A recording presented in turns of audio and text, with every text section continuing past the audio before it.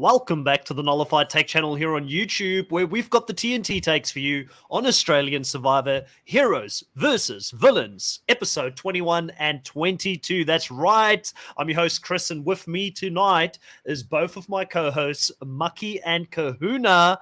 Mucky, love the color you're bringing to the podcast tonight, mate. Where did you get that shirt? I've got no idea. I'm pretty sure it's like a Christmas or a birthday or birthday present years back. But you know, I should have known that you wouldn't have had the taste to buy a stylish looking shirt like that for yourself. Mate, I kid you not. My shirt's either hand-me-downs or from Hallenstein's, bro. You know, no plug, but King George, watch out. If Mucky ever gets on Survivor, he's going to outshine him with the floral shirts that he's got, and the puppy shirt won't be the biggest thing out of there anymore. Exactly. There won't be a puppy shirt because I've got my fantastic Chewbacca hoodie. I'm not joking. I've worn it every day since 2018, and I still have it. My partner's mum sewed it back together when one of the pockets was coming undone. Did you buy that one for yourself? No, Dad got it for me for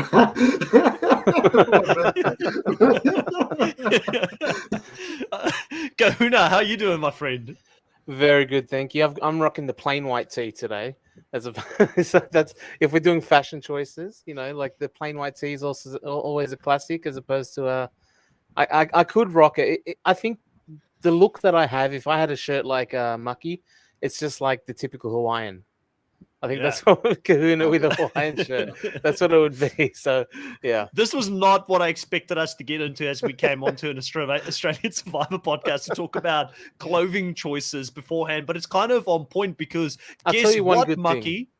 Yeah, go ahead, Kahuna. One good thing about the shirts that we do wear is that if any one of you are rocking a Jerry-style nipple tattoo, we're not seeing it. And I'm very grateful for that. I don't need to see any more nipple tattoos on my screen. So I'm glad that you have shirts. I'm glad that you have apparel, and we can all go nipple tattoo-less for the rest of, for as long as I can live, to be honest with you. Yeah. I was going to say, it's actually quite timely that we talk about I guess, clothing choices, because there's a whole new list of castaways that are going to embark on Australian Survivor very soon. Mucky, you've been very excited this week because Australian Survivor is opening up casting back to the fans. Tell us a little bit about what do you think about this, and how are you applying for the show when you live in New Zealand? I've had some people ask me that question. Well, actually, so it's a part of the application process that it does say you need to list a state.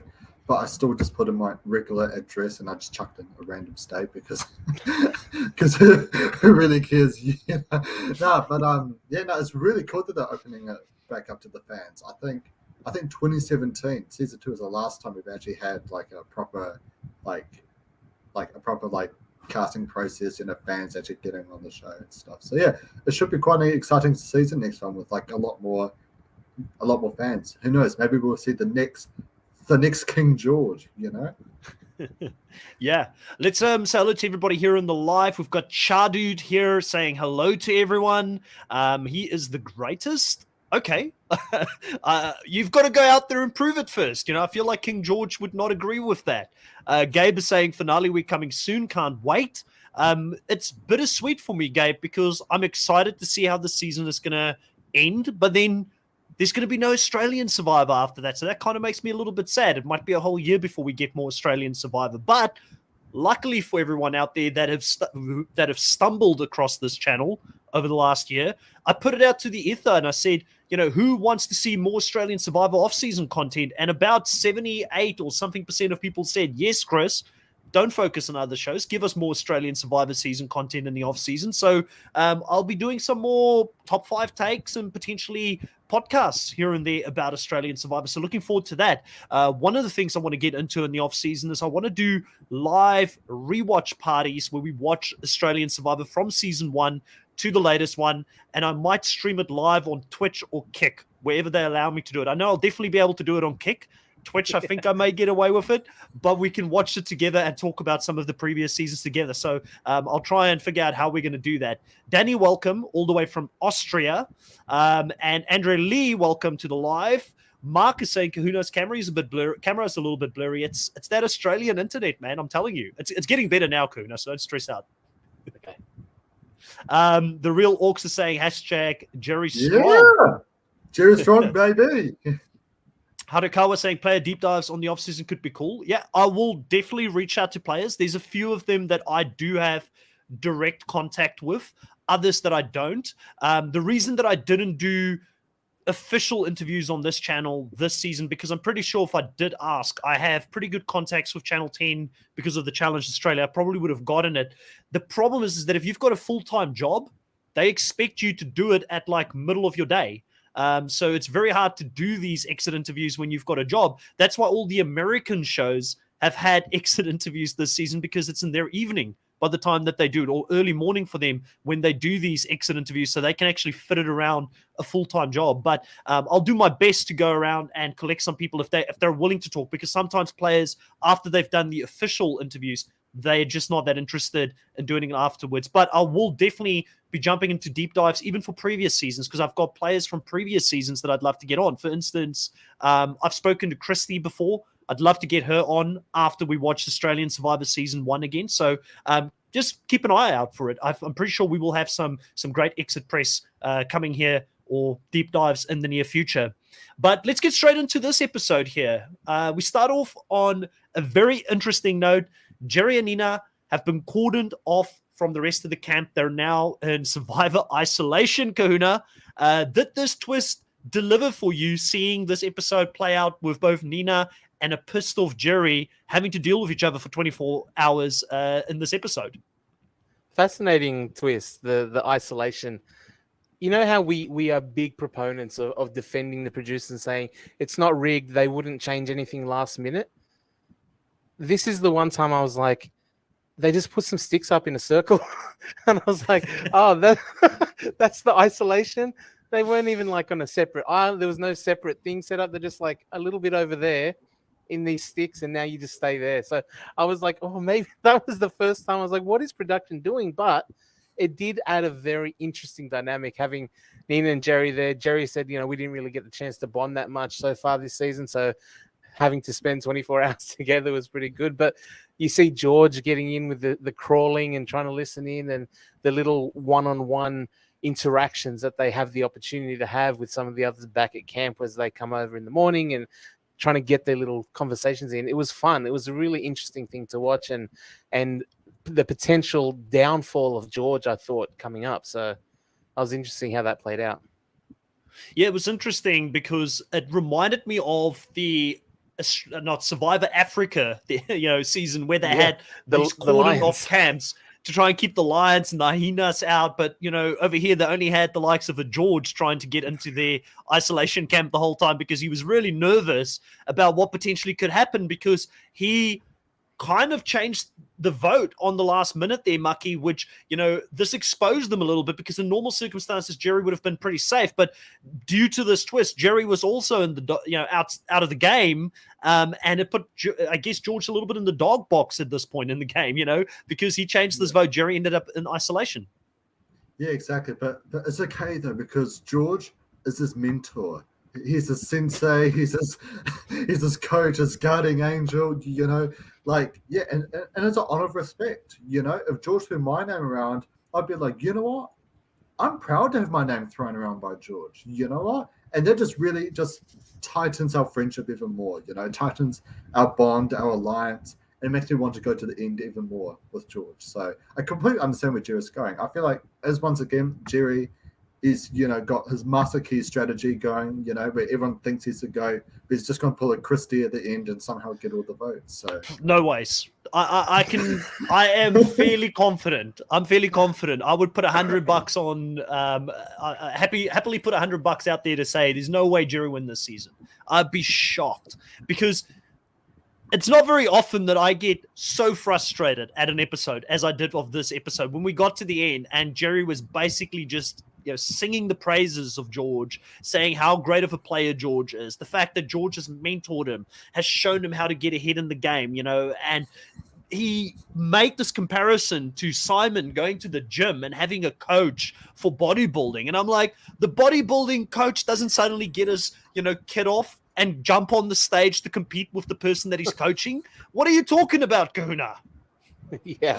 Oh man, Jerry's just like when I was watching, I go, why is he just like glazing him up so much, like kissing right up in George's butt? Like Jerry's just giving him all the praise in front of the jury as well. Like that play there as well. And then he does that, and then when sort of asks further, like Simon calls him out for being poor and says, no, it's all equal.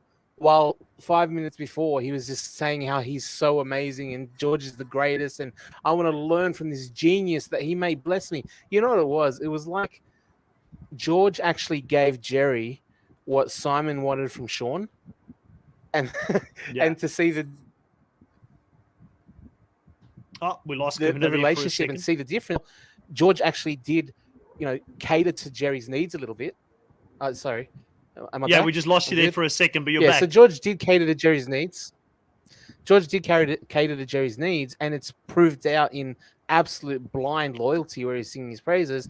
Sean pushed Simon off a bit, and they're both out of the game. So it's interesting to see how he's fostered that loyalty to the point where it sounds like he's going to give him I think if Jerry did win, he would give the $1 million to George. It sounded like he's so enamored and thankful for George might deign him with his presence that and then tries to say no, it's all equal. Listen, I'm the leader too. I just want to add to this, like, no matter how frustrated I was at Jerry in this moment, right? You've got to give all the credit to the person. Chardude gave us $2 there. Thank you, Chardude, who was the Survivor Player of the Week once again, the Survivor Player of the Season, George. Obviously there is only one person who's really standing out and who's dominating the season. You've got to give credit to that player, George, because he has made every single person in his alliance, Mucky, believe that they could go toe-to-toe with him at the end, and they could potentially still beat him at the end. I think Simon did a lot of damage to that argument by the end of this tribal council by continuing to say, you guys are all pawns, which wasn't great because maybe that pissed Jerry off to the point where he said, well, screw it, I'm going to defend George in this moment and vote with him. But George is doing a phenomenal game at just gaslighting the players around him into thinking that they have a chance against them at the end, where Jerry even thinks that he's running the ship with George.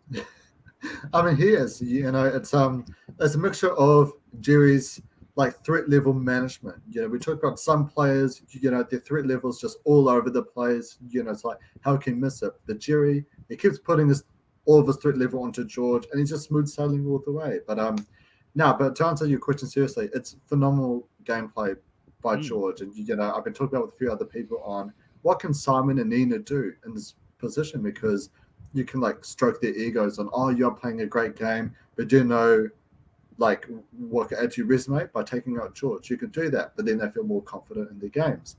But when you call them out as pawns, that's really the only other thing you can do to try and flip them. And unfortunately, there's just not much Simon and Nina can do in this position, because George does have everyone wrapped around him so well. I think the one thing that, again, I love about Simon, and somebody on the channel this week said, I lost my favorite player and they lost their favorite player because Nina was their favorite player. And I thought about it. I was like, is Simon my favorite player? Because George was my favorite player coming into the season. But I feel like Simon did kind of become my favorite player this season. I loved him stumbling his way towards the end. I love the passion that he has for the show, and the fact that when he experiences joy, it is at another level. When he experiences sadness, it is at another level. When he tries to convince people to come and vote with him, it is at another level, because I don't think he's got the subtlety in his game of saying, mate, I don't want you to be a pawn. I don't want people to perceive you as a pawn. So this is why you want to make the move, because otherwise you may be perceived. He's like, no, you are a pawn, which is very different, Gona. It's a bit more aggressive in the way that he was trying to convince them. And I feel like he just lacked a little bit of that subtleness that you would expect from a truly great game player. I mean, he also said that off the back of calling George, saying that George has played the greatest game of Survivor he's ever seen. So he's adding to the legend that is George. And I guess, I wonder if he's doing that thing where it's like, say you're in a knockout tournament, for example, and if you lose to someone, it makes you feel that little bit better if they go ahead and win. and you're like, well, I lost to the champion. Like, who knows? We could have been second best kind of along the way. So I wonder if Simon's like bigging up George a little bit because he went toe to toe with him and lost so much. He has to build up like, I lost to George, who's the greatest like game of Survivor I've ever seen. That's why I lost, not necessarily for the sake of pumping up George, which he's doing, but to build himself up a little bit. I do love Simon. I think he is the absolute lovable loser. Like you don't often see someone become such a fan favorite over the course of the season while perpetually failing at everything he does along the way. I've never seen it. And it speaks to, I guess, how great his personality is and how really wonderful he is as a Survivor character and TV personality, to have him win hearts while also losing everything else. Yeah, and it's funny because he took me on this roller coaster where in the beginning of the season I was like, I can't stand this guy, attacking George's legacy in the game, and I was like anti-Simon early on, and I think a lot of people online were. Not like on a personal note, but in the game, I just wasn't happy with him. And then he kind of turned that around. And definitely by the end of it, I saw a lot of people very sad when he left. I think he was a lot of people's second or third favorite to win the season. We know the jury absolutely loved him. So if he did make it to the end, he would have had a really good chance if he didn't sit next to George at the end, because he was the only person who tried to put up a resistance consistently against him. I want to bring up a few of the comments here. We'll start up with Chardude's $2 donation there. Thank you so much, Chardude. He asks, Chris, Maki, and Kahuna, who are your winner picks at this point in the game? There's 4 players left going into the finale week, obviously. So out of those 4, I've been pretty adamant, and some people are telling or saying I'm being too bullish in my prediction. I can't help but see it this way. I don't think George is going to win. I think we should brace ourselves for a disappointing ending here and not getting the best player win the season. I think Liz is probably going to win at this stage. I feel like I've seen enough from her to pose a resistance to what George has said. She's got her own voice, her own opinion, which is being highlighted by the edit. It's sometimes been wrong, but at least she's not a puppet. I don't think she is as much of a pawn to George as Matt and Jerry is at this stage. And I feel like Matt or Jerry are both just getting a really negative edit at this stage. So the worst case scenario for us is to see Matt and Jerry in a finale together. It would be one of the worst outcomes that we've seen in a season in a very, very long time, Maki. So therefore, I'm putting it out there into the universe. Please let it be Liz if it's not George. Who do you think, Maki? I gotta back my boy Jerry. I really do. But hear me out on this, right? Hear me out on this though, right? People kind of see him as a pawn, right? But he's kind of been the number 2 for George for quite a long time. He's helped George make like massive moves. He's been with George like the entire way through, and he's also got the heartfelt, emotional story of his business in Fraser Island. Potentially been shut down because of COVID. He's got that heartfelt story. He's played a game. He's played a game, but it's like he's done it with George. He's like learned from the best. From George. He's made all the moves with George, and no need to keep throwing it at my face, Chris. It's not me. It's not me. It's the audience who are telling you that it's not happening. Okay, don't throw any shots my way. Haters are gonna hate. I'm sorry, but it's the truth. It's my truth that Jerry is going to win unanimously this season. Yeah, Zach says he thinks that Matt will win, Kahuna. But Kahuna, who's your picks? I'm secretly holding out hope that they go to a final 3 and George sneaks in and then just dunks on everyone in the final travel. But I mean, that would require another non-elimination or perhaps a final episode without a challenge. So no, I think it's going to go final 2. And I'm the same as you, Chris. I would hope that it's Liz. She has shown a lot of agency and being her own character.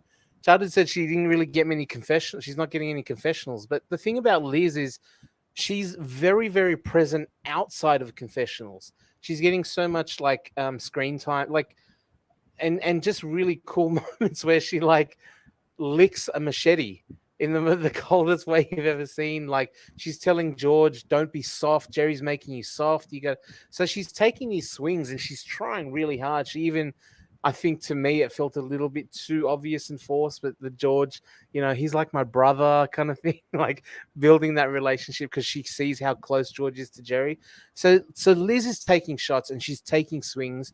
She tried to go with Nina against Matt. She sees the path there for her, and Matt was blocking that. So she wanted to have a go. I do hope that she wins, and I called it weeks ago that if she can take out all the veterans and stuff, it would be a huge win. But I do hope it's Liz because Jerry has zero shot. Jerry can. I think Jerry will talk that himself Liz, out of it. Yeah, I think Jerry so. will get up and say he's the smartest. He ran everything, and all the jury just will see straight through it and go, Matt can say nothing, but we know you didn't do what you're saying, Jerry, and we're not going to give it to you because of that. Yeah, Nina called him out in that last tribal council, and to her own detriment, didn't help her in the game. But Yeah. she can't help but be honest in that moment, saying, hey, I'm looking at the people who's hustling and walking to gather votes and working across tribal alliances to get things moving their way, not the person who's sitting back at camp looking after the fire, making sure everybody's warm at night and all that, and then just come in at the last minute to say, yes, I'm happy with that vote. That's not putting in the work. That's just saying you're happy to throw your vote and your number behind that plan. But I do want to bring up a couple of the comments here. Danny is saying, Simon has definitely won me over too. I wish he had gotten out at that tribal council where he won the surprise immunity, but he won me over by the end with his positive attitude and not giving up. Earlier in the live, I had someone say that the twist screwed Simon. I actually believe the twist kind of helped Simon a little bit because, going into this round, he only had to beat 3 people in the immunity challenge. And he just so happened to lose out against Matt in a challenge that I thought was very well in his wheelhouse, something that he is good at when it comes to being patient and balancing, doing the dominoes. Matt just beat him by mere seconds, and that was the difference between him staying and going home. So I don't feel like it necessarily hurt him as much in the game. I do think strategically it did put George in a very bad spot. So, when we're talking about a twist, a non-elimination twist helping the biggest players, I felt like it actually hurt George in this game at this point. And I think production would love for George to somehow get to the end. One of the things that we have not seen yet is a puzzle in the immunity challenges since I know it's like, trying to get water from a rock when you ask the Australian Survivor production team to bring a puzzle in. But Mucky, George did mention, why don't we get a puzzle? And they showed it in the edit for one of these immunity challenges. What do you think the chances are that we get it in the next 2 rounds, and that could be the thing that helps George gets to the end when all of us think he's out? There's no way for him to get there. I don't know. It's very interesting because there's been no confirmation on if this is a final 2 or a final 3, and it's like, if we are thinking about another non-elimination for a final 3, there could be like a juror removal, perhaps. That could still be a non-elimination twist they still could potentially do. But I think if it is like a final 3, the final challenge could be some like large puzzle, and that's why they keep showing it. Maybe that's the challenge that George wins that guarantees him into the final 3 or something. I'm not too sure, but yeah, I feel like there's definitely something building up to that. Maybe the next challenge is like a giant puzzle. Yeah. I almost feel like Australian Survivor has never changed their recipe, and they love what they do, which is always an endurance challenge. Like in Survivor US, you get the fire making challenge before you get to the finals. In Australian Survivor, guess what? You're getting more endurance challenge, and you have to show us how much you wanted to get into the end. So I feel like George playing Australian Survivor, sadly, his first season was probably his best shot at winning, getting to the final. I almost don't think he'll ever get to a final again because no one will want to take the risk to sit next to a player such as George, because any season that he goes deep, he's running it, strategically. So you're not going to want to sit next to him at the end. The only chance he probably has is to work on his fire-making skills and go over and play in the US version of the show where there is more puzzles. But Kahuna, have we actually seen George win an individual puzzle? Because I feel like his first season, the puzzles that he did good with was with Wei as his partner, and Wei is an absolute genius. It was more Wei running those puzzles than George.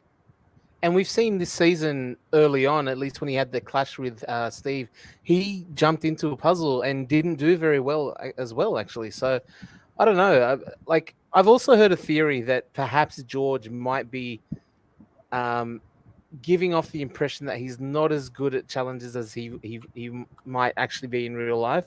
And I heard that conspiracy theory and smiled and thought there's no Wow. chance. The But long con. I did think, The long con. yeah, Yeah, I if he was- does get onto Survivor US, and then Yeah, suddenly well, he becomes he- a beast. not over multiple seasons, but he did say at the start of this season that he's not the same physical competitor that he was in Brains versus Brawn. He's been going to the gym twice a day. And we saw when it did start, he was throwing himself pretty hard into challenges, wanting to establish, and then has really took his foot off almost to a comical point, like just not even really respecting the challenges that much. And because he's never really been in danger, he just doesn't throw himself that at it, unless, of course, there's KFC involved. And then all of a sudden he wins, right? So maybe there's a chance he's like saving himself for that final challenge. And hiding that people will bring him all the, because we've said for a long time that people will bring him through knowing that he can't win and then can cut him at the last chance.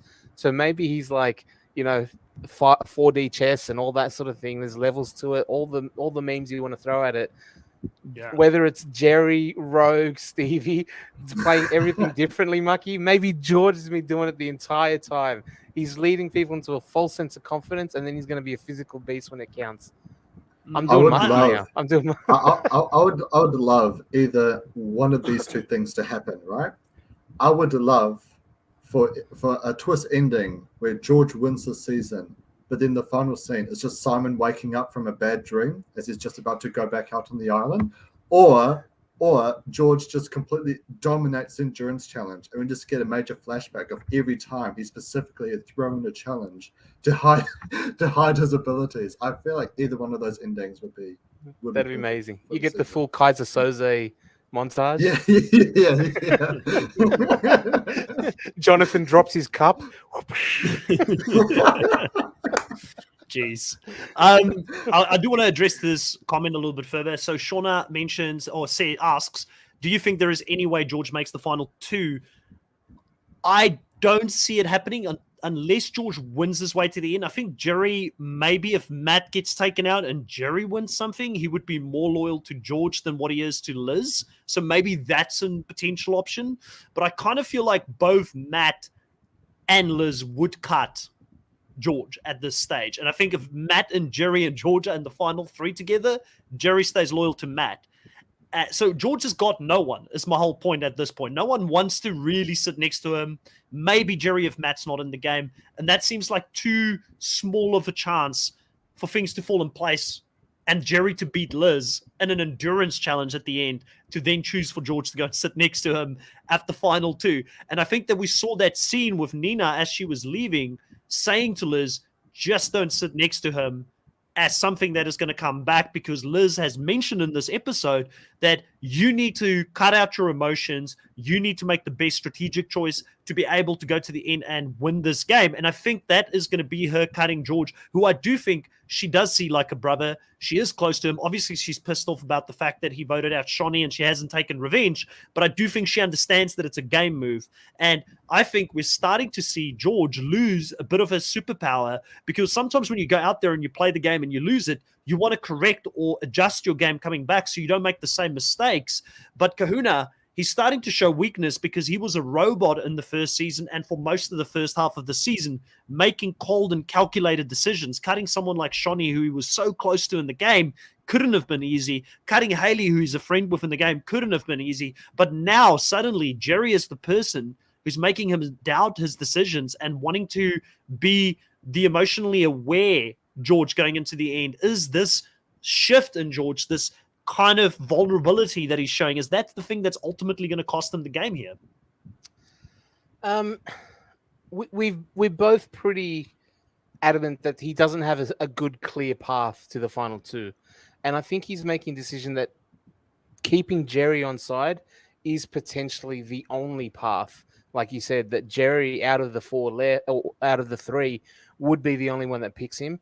I think if somehow Liz can get immunity, Matt becomes vulnerable, he would try to take out Matt, so then he's got Liz and Jerry isolated. You're right. I think Liz is smart enough to choose Jerry, but that's still the best option, to have two isolated where he's in the middle, and both of them would feel some sort of inclination or loyalty to choose him. So I do think he's making the right decision. It's just so slim to someone would actually choose him. So I don't know if he's making the wrong choices or getting weak. It could be to me. I Should see he that work with as an Simon? improvement. Well, I see Should it he- as an should he- improvement in his game. Yeah, I was just going to put it out there because Simon offered him a potential to go to the end, right? And he was very taken aback by it. He's like, how dare this guy come to me? He's got no power in the game. And he's offering me a final two. But, Simon could win challenges. And if Simon stayed true to that, I think he beats Simon unless Simon he didn't want to be beaten, I guess. That's the pride thing. Imagine Simon cutting him in the final three. It's a tough spot. Yeah, he definitely would have cut him. There was no way he sits Haley next to him. screwed him. I'm calling it. Haley screwed him. If Haley just stayed true to him throughout the season, he would have had the ticket to the end. Yeah. Sorry, I was interrupting your train of thought. You were going to say about his emotional awareness and how he's approaching this game, wanting to be more likable so he could get more votes at the end. And I do think that was part of it. He has being able to be personable and build relationships has helped him get to this point when he should have been taken out so many times. He's been protected by a very close-knit group for a long time. And you mentioned that he was a robot in Brains vs. Brawn. Another movie reference, Mucky will love this one. Terminator versus T2, right? He starts looking after John Connor, starts developing emotions. It's a much better movie. He's no longer the bad guy. He becomes the hero that everyone loves and actually sacrifices himself in the end. And maybe he's not going to win, but George has connected with people and not necessarily cut their throats, but at least there's been times when he has had to do that, which like with Shawnee, he said to Liz and basically talked her through it after the fact and really has done a good job of when he's had to stab someone in the back, managing it after the fact as well and keeping it. I couldn't believe that Liz fell back into the fold. I couldn't believe that Jerry fell back into the fold after he literally just went to isolation. And all of these things speak to the skill that George is weaving these relationships with. And when you say, is it going to be his downfall? I mean, his downfall should have been week 1, right? Episode 1, he should have been gone. And the reason why he's gotten to this point is because he changed his game and is building those relationships very, very strongly and very, very deeply. And it's also something that I have seen this season translate to the audience, because when the first season happened and George went to the end and he lost, I felt like he was a lot more polarizing and a lot of people didn't like George all that much, even afterwards. It's hard to believe because I thought he was entertaining even in that season. And a lot of people weren't as high on him, but now I see definitely that it swung a lot more in favor of George, and there is a lot more audience members now, viewers, casual viewers, that really appreciate what George has brought to this season. And I think he's getting the respect he probably deserved even in his first season out there. I want to bring up a couple of the comments here in the live. Gabe asks, if Matt decides to cut George prematurely at 4 and not Liz, does he take that credit, or is it a little too late for the jury to respect? And I think this whole idea of making a move too late in the game is bollocks. Now, I know production doesn't want to hear that. Production wants you to always make the move early and play the hand more aggressively, but I think you can still cut George in the final 4 or final 3 and take credit for it. It's all in the way that you deliver your presentation to the jury at the end of it. We could just look at Christie's first season where she told people about the game she played that no one saw out there, but she saw that game. And they were impressed by the way that she articulated her moves and what she did until the end. You look at a season in the US like Marianne cutting Omar very deep in the season, and that move being the single catalyst that puts her on a trajectory to win that season. And it happens over and over again. I'm sure we can point back to other instances that's happened in the past. So I think that as long as you can articulate that your game plan was to ride George's coattails, and use him as a shield in front of you, because people were always focusing on him before you, and you knew that you could win that final immunity. You had confidence that you could cut him at the end. I think you can still claim that move. Hey, Mucky. Yeah, absolutely. And a question I do want to ask you guys is that, did George make the right decision? Because I think that cutting Nina? Decision, cutting Nina instead of Matt. Because I think if it's a final 3, it was a good move. But I think if it was a final 2, it was a bad move, because they're now at a 2-2 now, when it could have been like a 2-1-1 of George and Liz. What do you guys think? Do you think it was a good move to cut Nina instead of Matt, or? Yeah, it's a good point.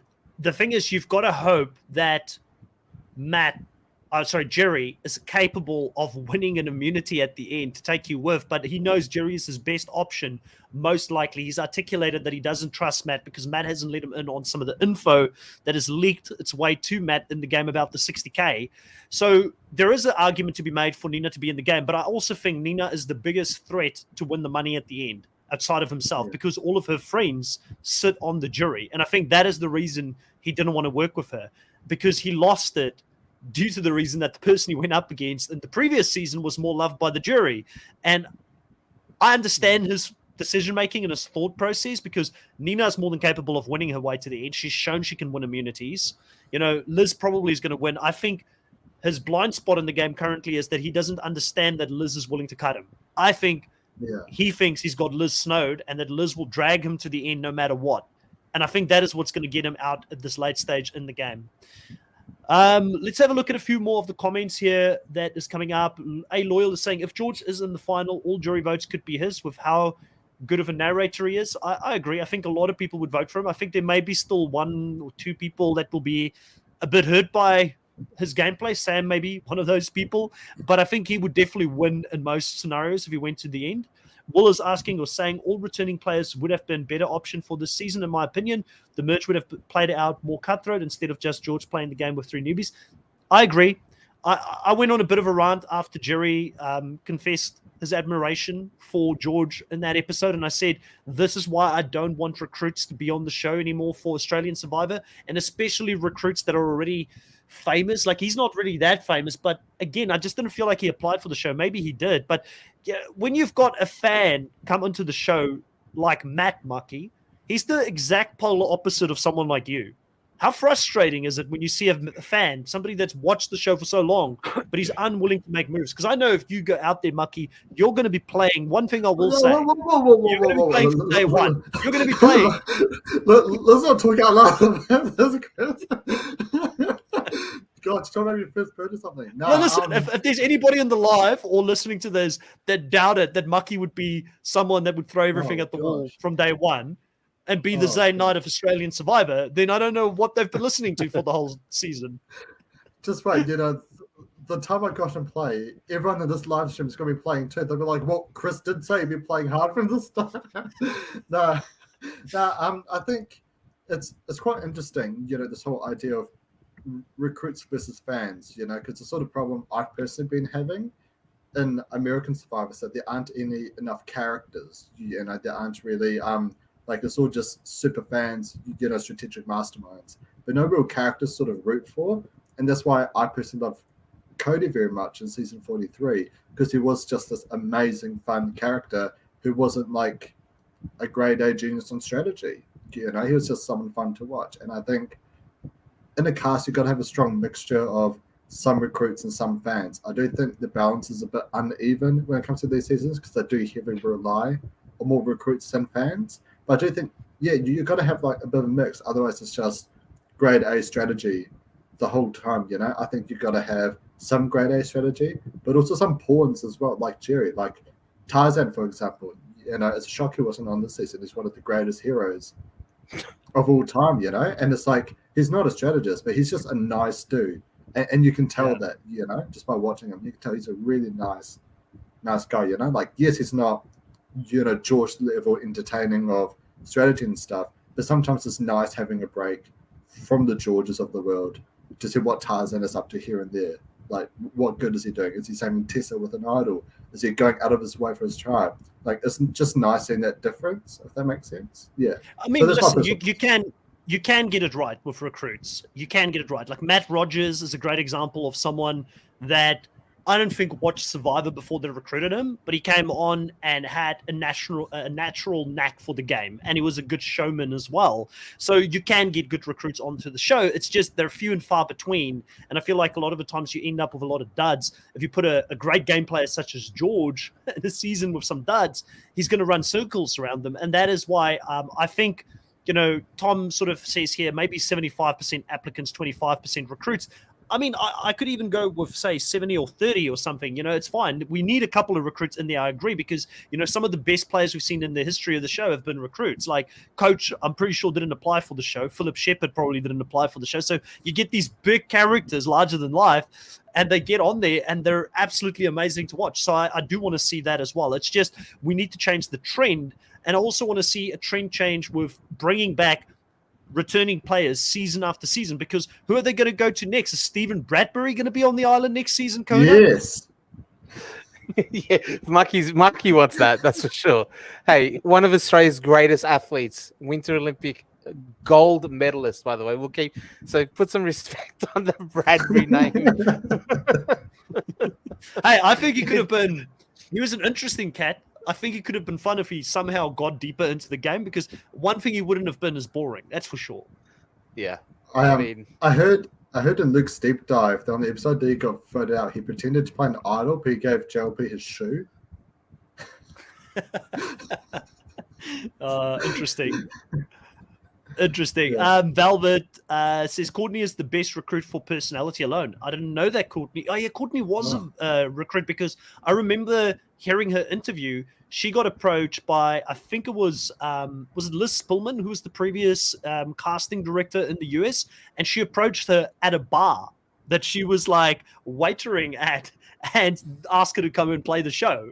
And that was her story. Like, it was a really good interview. If you haven't heard it before, I think it's one of those deep dives that T-Bird does, Talking with T-Bird on Rob as a podcast. Go and check it out. It was a really good interview. We've got Diggs back in the live from Twitch. Welcome to the live stream. Tom's saying, yeah, Philip Shepherd didn't apply. Apparently he was roller skating, and one of the casting directors for the US approached him because he looked like that interesting of a person. Well, how could he have been an FBI agent if he was attracting attention to himself like that, Kahuna?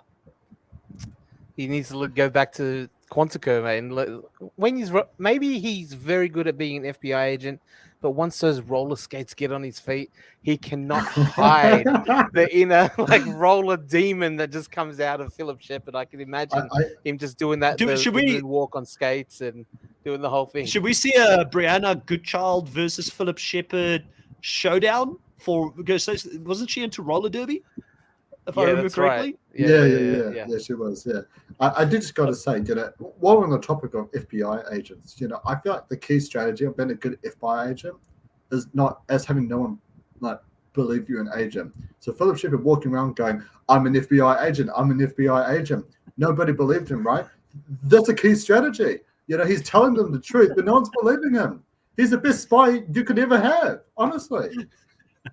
Yeah, it's like playing that 4D chess with everybody out there on the island. Exactly. All right, let's all look at what else happened actually on these two episodes. I feel like it was George heavy for both of the episodes, really. Obviously, we do get that second immunity challenge. The first one went Matt's way, which made him, I think, too short of the Australian Survivor record, which is 5 immunity wins, helped by, I think, a few people out there. He now lost the second one because Liz does end up winning this immunity challenge, which gets her up there as well when it comes to the numbers, because Liz does throw some shade Matt's way at Tribal Council, saying that he's a threat because he's been winning some immunity challenge, and Matt throws it right back at her, saying, well, you're winning them as well, so it's not like I'm the only one out here that could potentially win it going into the end game. Do you think there is any chance in hell we see both Liz and Matt in a final 3, Mucky, at this stage, or is the best move for both of them to take each other out before they get to a final 3?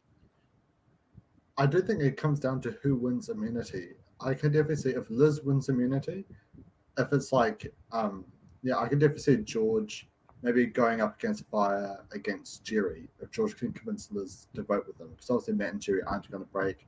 I mean, there's a possibility Jerry could break from Matt, but I highly doubt it. So I could definitely see maybe George going up against Jerry in a fire making, or even a Liz and Matt going up against fire making. But I feel like one way or another, potentially George has to go up in fire next round to survive, I think this is best chance. But yeah, I don't think Liz or Matt could be in the final 3 unless George gets taken out of the final 4. Yeah, I think it would be one of the final endurance challenges for the ages. If we do see Matt and Liz both in a final 3 going up against each other head to head, because I do think they both have it in them to be out there for quite a long time, but they do these really torturous devices when they get into this last endurance challenge, which, Kahuna, I'm looking forward to the family visit, because we know that the family visit happens as soon as they go into the final immunity every season. What do you think about the fact that they bring them in so late in the game to see their loved ones as they're being put through the paces to get into the final tribal council? Do you like that, or would you rather see family visits sooner in the season so more people could celebrate getting to that point in the game? Yeah, I understand why they do it. I like the fact that they think that it builds more of the emotion for that final by having the family there and hearing the story, and you see them when they're freaking 40-something days in, they're emotional, they're tired, and they see their family. You're going to get more of those tears. You're going to get more of that emotion on screen, which is why. But you're right. Like, it feels like it's such... You could have that for many more people, and maybe the stories that when you've got 8 or 9 people to pick from, or however many you choose, then maybe the stories for TV you might get, you can get a Johnny Fairplay talking about his grandma. You can get, maybe another, like, I don't know, like a pregnancy announcement, or you can get other stuff happen when you just have more chances. The law of averages increase, that you can pull some really good TV out of it. So they want it for TV. But they're cutting themselves short a little bit by maybe missing some opportunities, I think. Talking about Johnny Fairplay, and all great points, we'll jump into that in a second.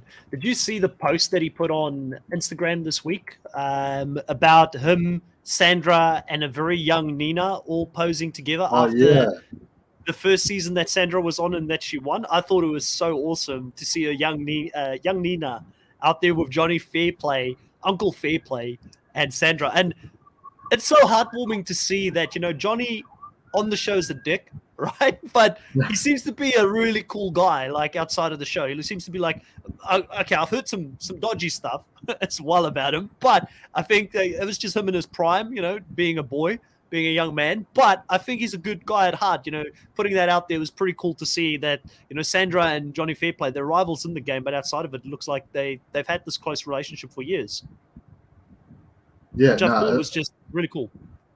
It's also like one thing that I do love seeing is like seeing other Survivor players and even Survivor rivals even still become like really close mates. Like seeing like Boston Rob and Parvati, for example, they were at it for a long time in Heroes versus Villains, and then at Winners at War, they're the first alliance to be made. It's just cool to see those interpersonal dynamics and like old rivals becoming close friends again. It's really cool. Yeah. Danny asking if he didn't get Nino was so cute in this picture, right? Chadu's asking, did he get banned from Survivor? I don't think so. At one point, people were saying he was potentially blacklisted, but if you listen to his interviews that he's done about fans versus favorites the season that he went back, he had some medical, like he should have never said yes to that season because he had some medical stuff going on, and then he broke his jaw, fractured his jaw, because Yao Man, went for the idol with him on that season and ended up, I think, hitting him with his elbow as he was running for it.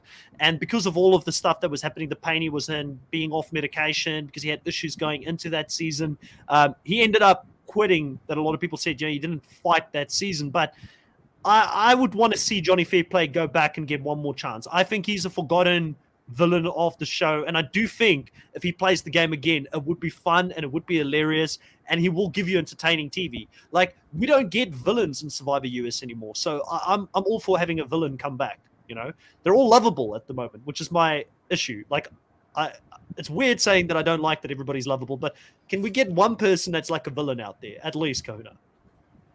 You need the contrast, right? It's good versus evil. It's the classic sort of thing, and having people to actually have that friction and go up against each other makes for great television. And we're seeing that this season with George versus Simon, and you had maybe not hero because George is the anti-hero. Like, he's a villain, but everyone still loves him. So you had the King versus the Queen, and Simon versus George, and you have all these rivalries, and it's what the US kind of lacks, I think, in comparison sometimes.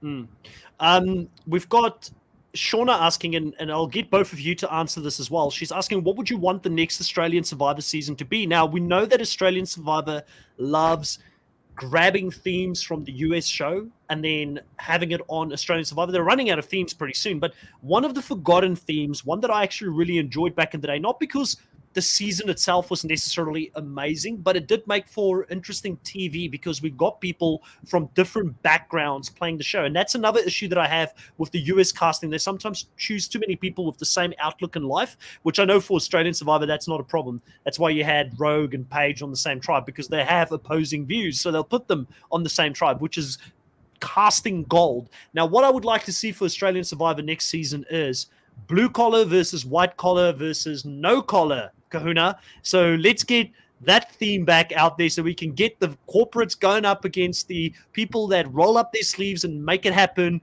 versus those that don't know what the hell they're doing out there, Kuna. I don't know. Did you like that theme? You really liked it, genuinely? I actually do from a concept of having people with different backgrounds on the show.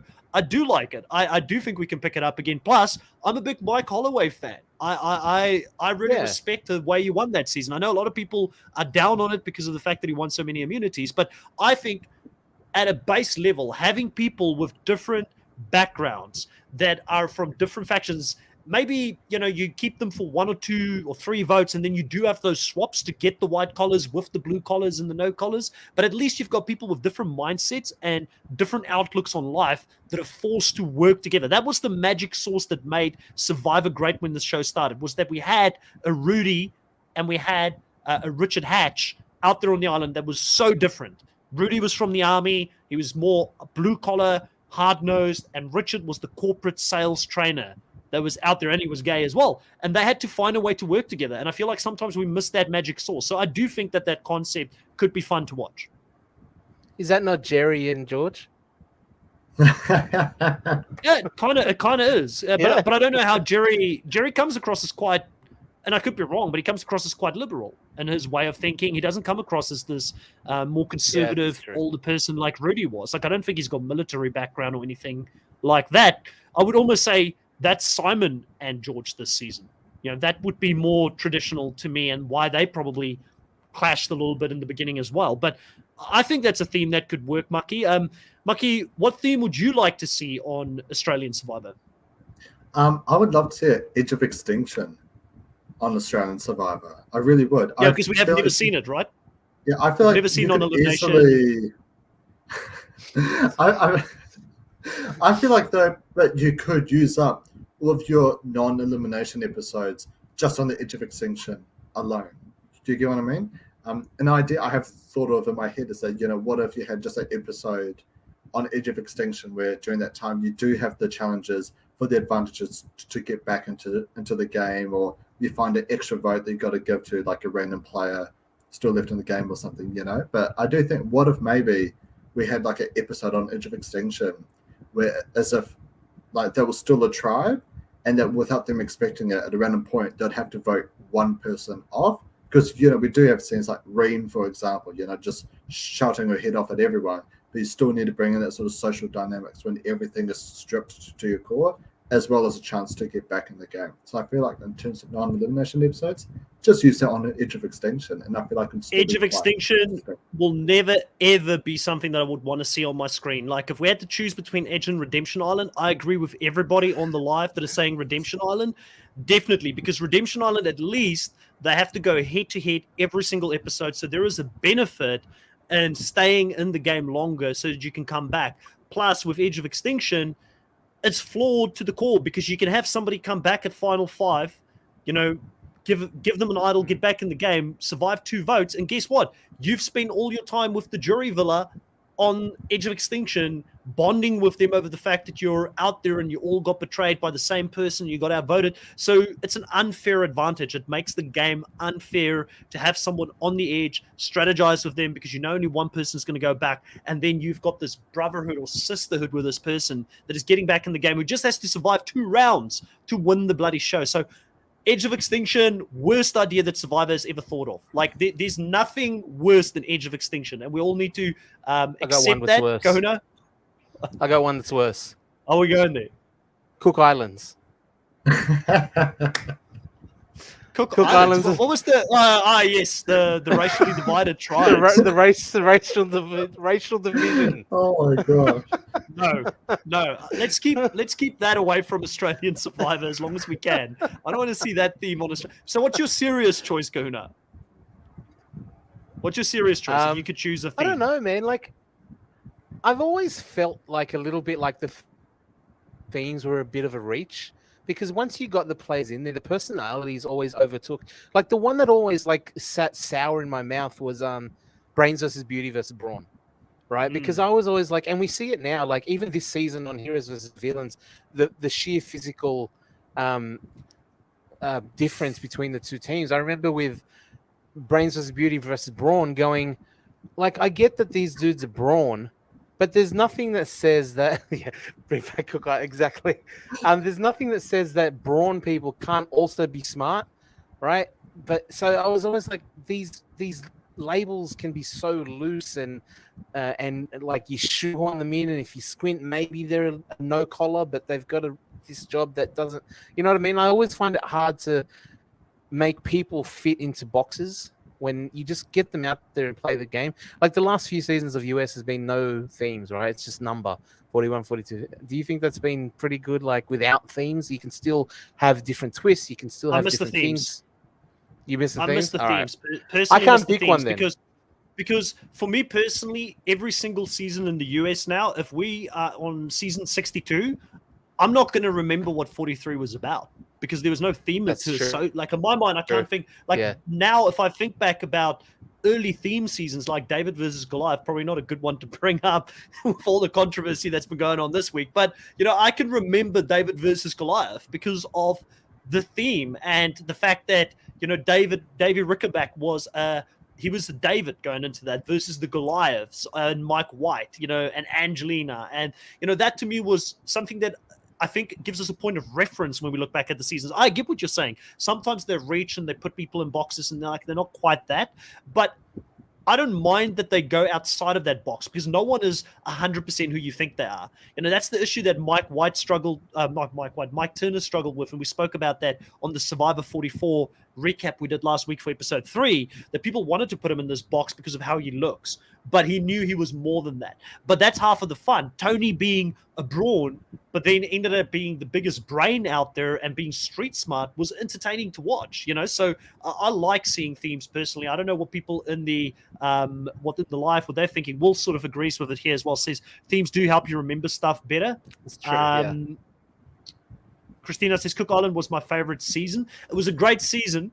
And I think that Cook Island might have been the first one where they had Exile Island on it as well, unless there was one before that, but I feel like it might have been Cook Island. Was there a season before that? Panama? I feel like it was the first one.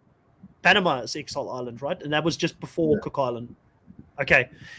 Man, those early seasons catch me up sometimes. But yeah, I think it's the theme with having racially divided tribes. I don't want to see that. I don't think that's entertaining for me to see them racially divide tribes when they're playing the game against each other, because that just encourages stereotypes. Like imagine if you see the Asian tribe go out there and they're consistently beating everybody in puzzles, and then it continues to put out that hype that all Asian kids are geniuses, and the next time Paul Benjamin wants to go back and play Australian Survivor in an all-star season, he's again sneaky, and they want to vote him out early again because the Asian tribe in the previous season won all the puzzles, or you get the African American or Australian African tribe go out there and do bad at swimming challenges, and that then ends up like being another stereotype. What I mean, and I just don't like that. It just leaves things open for controversy. The white people could have a head start.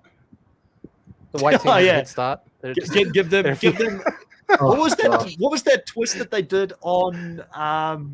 Was it Nicaragua where they had like the medallion that would give you advantages, and like you win an advantage for the worst? Another bad twist, not worst, but another bad twist. Tom McPherson says Panama was that one. Another one is males versus females format. We haven't seen that in a very, very long time, actually. I never was a fan personally of males versus females seasons. I don't know how you guys feel about that. How many were there? There was only one, wasn't there? 2, I think. Amazon and Vanuatu. Oh, and yeah. One World. And One World, so 3. 3, yeah. Okay. Yeah, I and think- funny enough, all 3 of those seasons were very good. So maybe we should do another one actually. I think for Australian Survivor, it would be extremely tough because all the challenges are so physical. Like there was a scene in one of the challenges of Survivor New Zealand season 2 Thailand. There was a reward challenge, but one tribe mostly had males and the other tribe had females, and it was the one where you had to tie yourself around a pole, but people had to try like drag you out and stuff. And the tribe with basically majority of the men were dragging like a poor girl like down in the mud and stuff. And they're just like, no, you know what? No, let's stop the challenge. We'll forfeit. You win, because there's something a bit wrong about that, you know, which I definitely think a male versus female season wouldn't really work in Australian Survivor, just because how physical and like how many like wrestling challenges there are. Like, yeah, it probably won't be that great challenge wise, but it's definitely an interesting theme in general though. Yeah, Velvet's saying the same thing here, exactly. saying Australian Survivor is so physical and they tend to cast very athletic males, so it might be harder for a woman tribe to compete in such a one.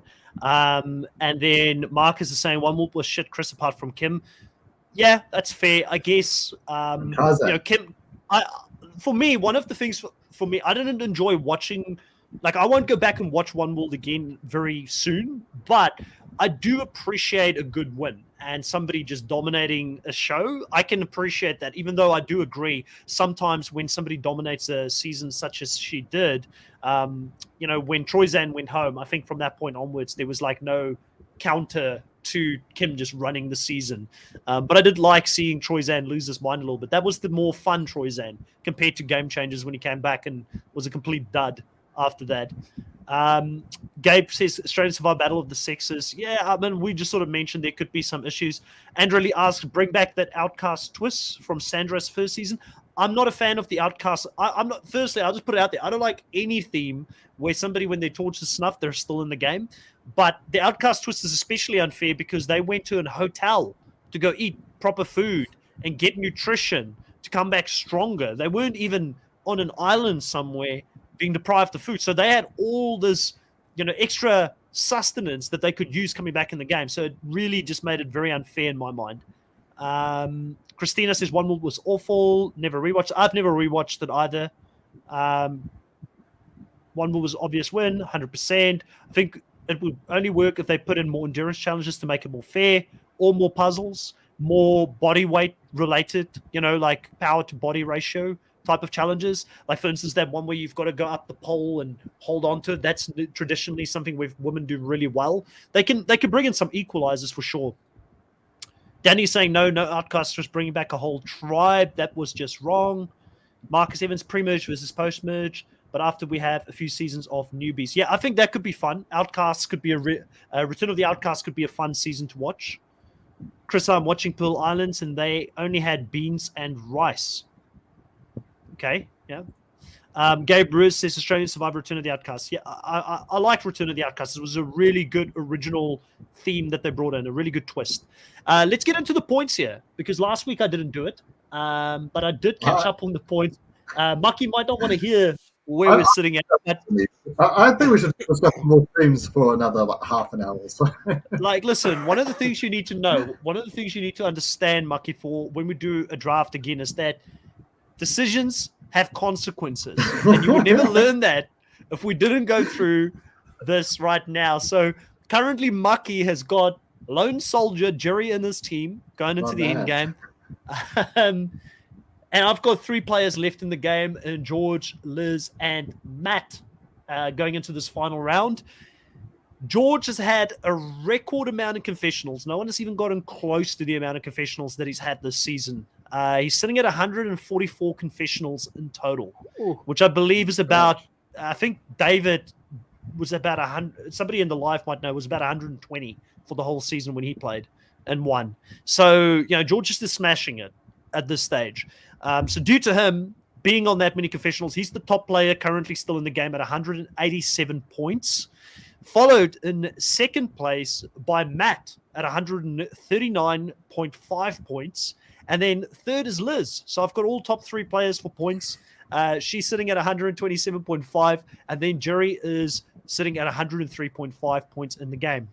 Jury's only had 20 confessionals this whole season by the looks of it. So not that much. It's not big hope for you going into this final round. We have got a point difference of nearly 400, I think, almost between us. I'm sitting at 1,181, and you're sitting at 875. So I think mathematically, I didn't come into this doing the math, but I feel like it's impossible for you to win at this point. Well, hey, like you said, you haven't done the maths yet, all right? Don't get too cocky. We all think I made bad decisions, but you, my friend, you're going to live by the consequences of your own actions, by picking the All-Stars. Just wait. Jury's going to win 2 immunities. He's going to win a unanimous vote. It's going to be fan favorite, everything. Big Dolphins, just keep him in check. Pick him, keep him in check. Hate. I'm sorry, but yeah. Mucky's the Simon of fantasy. Yeah, he is the Simon of fantasy. It's just been going wrong all the way from as soon as he picked Stevie as his number 1 male draft pick, I knew I should have had Kahuna on that draft to at least give me a little bit of competition. Because Kahuna, I haven't watched the latest episode for Survivor 44 yet. I'll watch it after this. But going into this one, episode 3 episodes in, you haven't lost the person yet. And both myself, I'm down 2, and Jake is down, I think, 1 or 2. Actually, he's down 2 as well. You're the only person still with a full team intact there. So you're, for those that are following that as well, so you're dominating at that one, at least. All right. Well, is there anything that you guys wanted to talk about for this week? I feel like we spoke about all the hot topics. There wasn't that much going on outside of George's decisions. Matt, didn't really get much from him this week. Jury, admiration for his mentor in the game. Nina came so close, but yet didn't get there. Would you guys like to see Nina come back and play again? Did you see enough of Nina Kahuna, or do you think she could be entertaining for a third time out? I mean, she's got name brand recognition no matter what, right? But I think this season she's kind of built her own name a little bit. And I don't think she's playing a game where I'm like, oh my God, so amazing. We have to have Nina back. She's a great, great character. But I certainly like her. I think she's been a good character and played the game well. And certainly above the average, if you will. But to the point where I'm like, bring her back every single season, import from a US Survivor. Like, no, I don't know. But she's great. I love her as a person, but is she like a game changer for the show? Not necessarily, I don't think. I tell you what, one person who is a game changer is Simon Mucky, because, he showed us the way of getting everything wrong and getting into the top 6. Potentially could have been a top 5 situation if things turn out a little bit differently with Survivor Isolation. Do you endorse Andre Lee's message here for Simon being a third-time player? I do think out of everyone on this cast, he's most likely to come back next. I think George probably won't come back for a while. Haley won't come back for a while. Nina won't come back for a while. But I think Simon is definitely on the top radar to come back. I saw a movie recently. Do you think he comes back in a captain season? Do you think they'll finally give him his team and bring him back as a captain of the tribe? Yeah. And they'll add in like a redemption element to it as well. And so, I saw a movie the other day, and I forgot what quote it was, but it's like, I know I'm doing something right, but I don't know what I'm doing. So I'll just keep doing stuff until like something else happens. I feel like that's been Simon this season. He keeps on doing stuff. It's wrong, but it's technically right because he keeps getting further and further in the game. So like, it's quite funny how he had an implicit immunity for so many rounds from a fake idol. You get what I mean? Like, they were so worried about him, potentially saving Stevie, that they blindsided Fraser, like technically him, Jordy, and Liz were all immune in that swapped tribal, It's only until he gave it to Flick that's when everything sort of came down for him. But can you imagine like him just walking around, everyone's like, oh, gotta be careful, here's an idol, but it's fake. Yeah.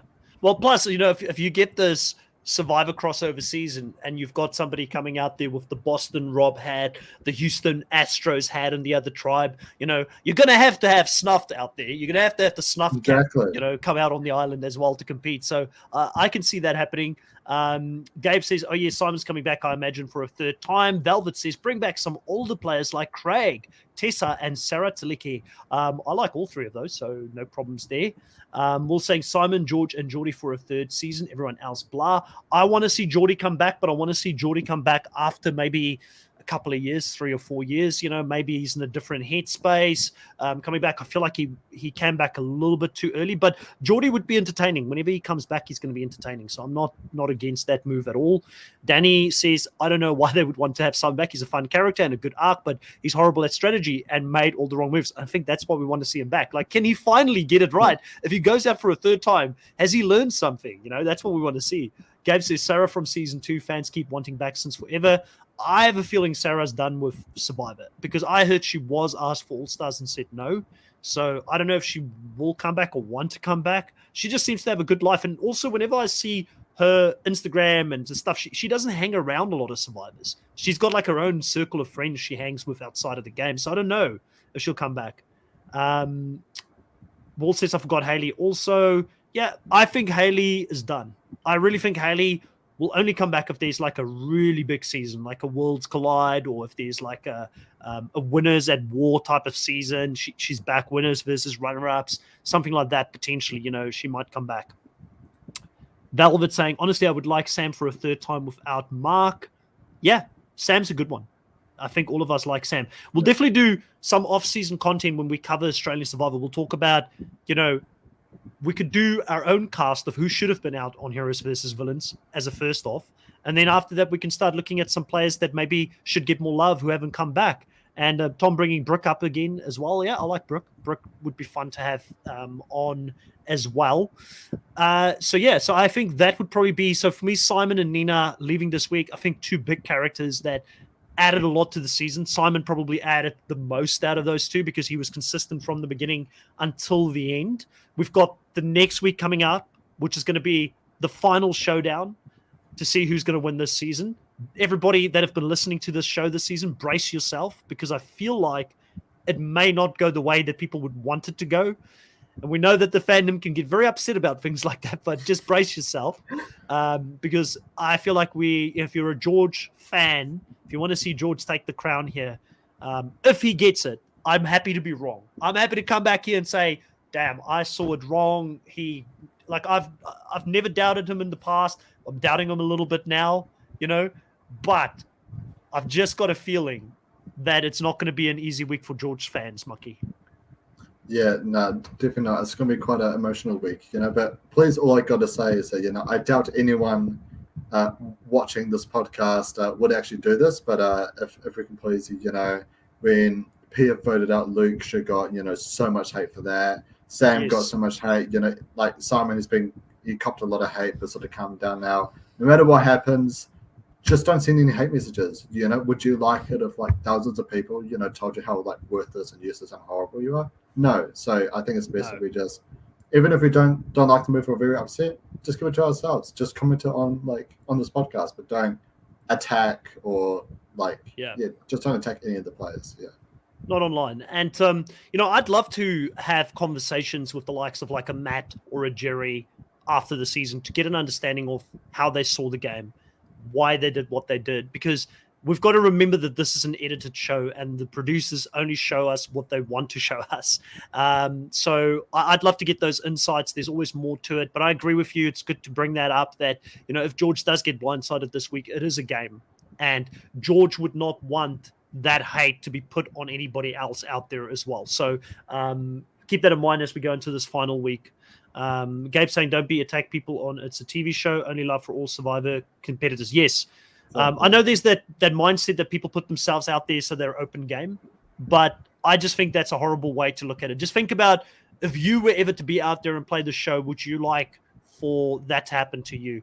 Some people are a little bit more tough to it, and they can ignore it, but a lot of people, the reality is they're not used to all the attention. They think they're ready for it until they go out there, and then suddenly they get, like Sam had death threats last season, which is just horrible, even to think about, because of a game move that she did with Jesse, and she actually did very minimal exit press because of that, which I feel like we as fans missed out on, because she is a very interesting player and I think a really good player of the game. And she only did a select few interviews. I couldn't even get on. I got Mark on, but she didn't do more than what she was required to do. So, and I think a lot of that was because she needed a break from the show. But anyways, that's the end of it here for this week. Thank you for everybody that has tuned into the live here for the last hour and 15 minutes. If you got to this point and you're not subscribed yet, please consider subscribing. We really love the support. We're very much on our way to 1,720 subs. I think we're about 1,715 last time I checked.